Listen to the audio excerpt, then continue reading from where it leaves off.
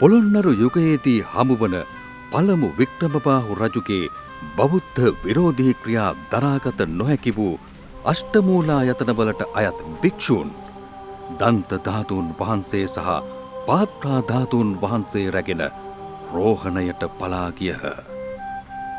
12 වන සියවසේදී මහා පරාක්‍රමබාහු පොළොන්නරුවේ රජ පැමිණීමත් සමග මෙතෙක් පැවති අසහනකාරී වියවුල් තත්වය මගහැරී ස්වර්ණමය යුගය යළිත් උදා වූයේය.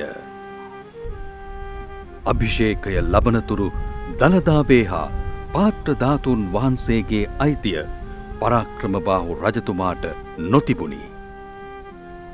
රට එක්සත් කිරීම සම්පූර්ණ වන්නේ දළදාවේ උරුමය ලැබීමත් සමගය යන විශ්වාසය නිසා මහා පරාක්‍රමබාහු රජු රෝහණයේ සිටි සුකලා දේවිය සමග සටන් කොට ඇය සතුව තිබූ දළදාව යළි ලබාගෙන මහත් හරසර මැද එය පොළොන්නරුවට වැඩමුවේය.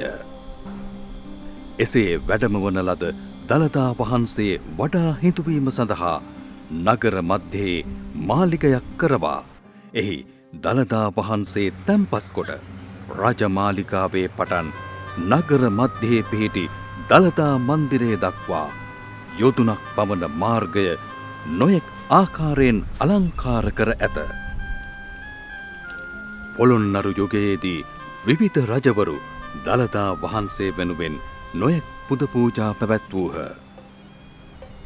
ඒ අතර පොළොන්නරුවේ රජ පැමිණි නිශ්ශංකමල්ල රජතුමාද දළදා වහන්සේ කෙරෙහි විශේෂ සැලකිල්ලක් දැක්වූ රජ කෙනෙකි. සිරි දළදා වන්දනාව දළදා ගමන් මග